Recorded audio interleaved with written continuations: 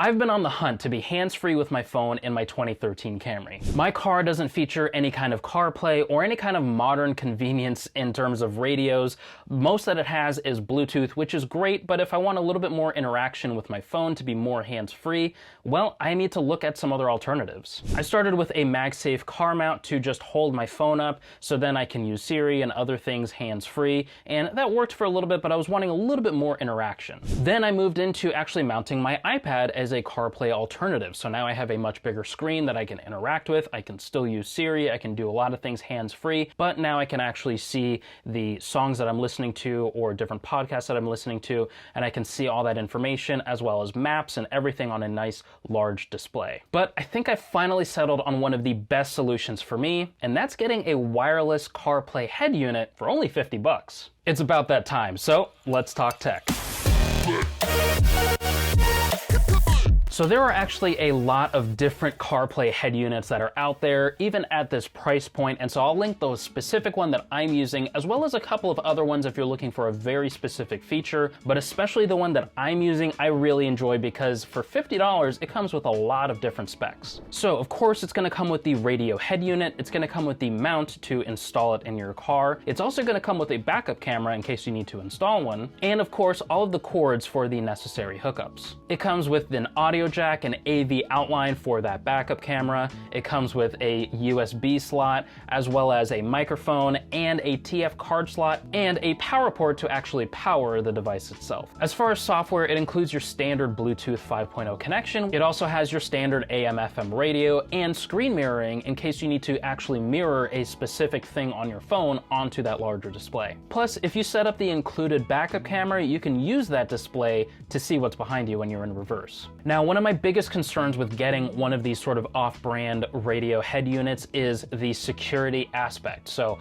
I wanted to use CarPlay, and so what that obviously means is syncing up my phone's contacts and all of the other kind of personal information that is on my phone and syncing it up to this random company that I've never heard of. And honestly, if you're concerned about security like me, well, you'll be glad to know that CarPlay is actually an encrypted service. And so what CarPlay is doing is it's actually taking all of this information and it's encrypting it so that it's only on this physical device and it's not being sent anywhere else. So with that peace of mind in place, now I can enjoy this head unit a little bit more. Now, as for the pros, this is an insanely good price, especially with everything that comes with it. You're getting a colorful display, this boots up very fast and is reliable almost every time, a little bit more about that later, and it's very easy to set up. Honestly, it only took me about 2 minutes to set up, and most of that time was actually mounting it inside my car. As far as software, it's very quick and easy to set up, probably only takes about 30 to 45 seconds to set up. Next, I like how versatile this is, and so I can put this radio head unit in literally any car. Because it comes with a standard suction mount, you can attach it to your dashboard,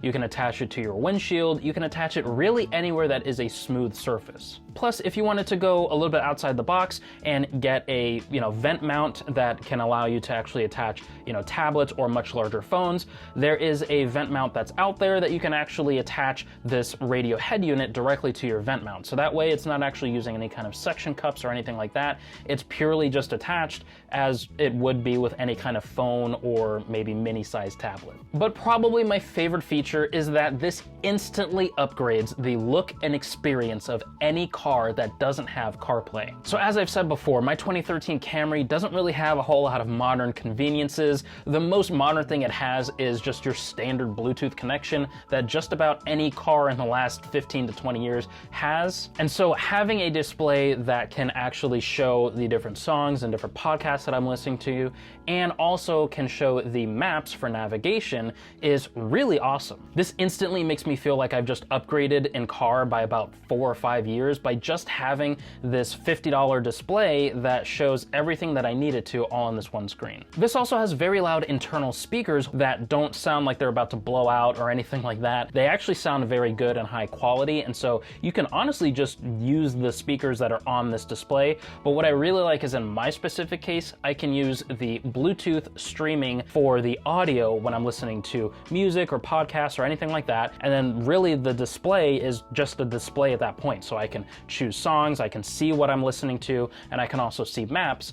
But specifically with maps, I can have the audio from the maps come from the actual radio head unit. And so both things are playing at full volume at the same time. And that way, if I'm coming up to a really good spot in a song or a really good point in a podcast that I want to listen to, I don't have to rewind because the audio had to get drowned out because of the navigation directions.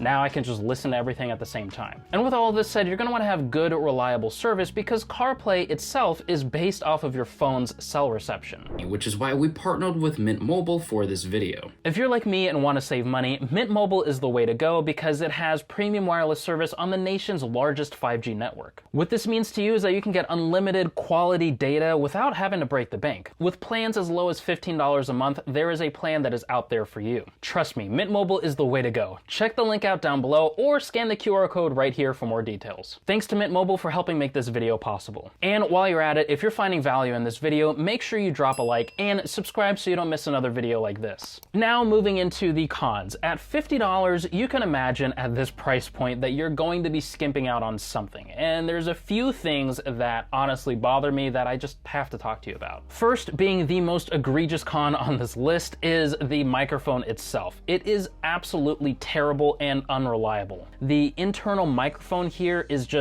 basically just trash. It's really tinny and it doesn't actually capture your voice very well. There's gonna be a lot of extra noise to where the person either can't hear you at all or just the mic can cut out sometimes and there's just no audio at all. An alternative solution to this problem is, like I said earlier, I just use the Bluetooth in my car as the actual streaming for the audio and the microphone. So when I'm making calls, I'm doing that actually on the Bluetooth on the car. It still shows up on the display, but as far as where the sounds are routed through, it's coming from the Bluetooth in the car. Now, if your car does not have Bluetooth, you can get a FM transmitter that features Bluetooth. I'll have one linked down below for you to check out, but basically you can use this transmitter to essentially add Bluetooth to virtually any car. Up next is the display. So while I love the beautiful colors on the display, the image quality is very sharp, the brightness is where this is really skimping out. So it doesn't get very bright